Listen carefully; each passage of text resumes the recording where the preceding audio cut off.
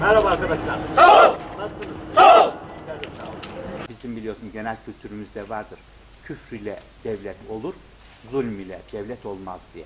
Zulmün tam karşısı adalettir. Nedir? Hakkı yerine getirmek. Şimdi bir karar ortaya çıktı. Bir gerekçeli kararı görelim. Milletin adalet terazisini sarsmamak lazım. Milletin adalet terazisi sarsılırsa artık devletin temeli de sarsılır demek. Ancak bu adaletin, milletin adalet terazisinin sarsılıp sarsılmadığını ne zaman karar verecektir millet? Ve millet vicdanı da yanılmaz. Toplum vicdanı yanılmaz.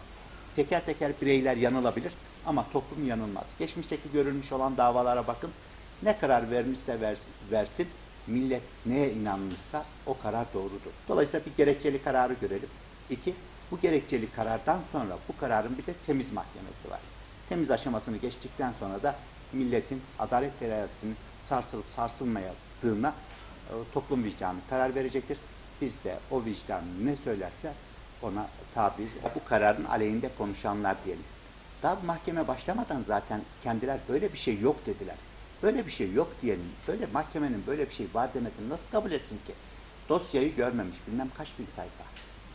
Hiçbir delili gerekçesini okumamış.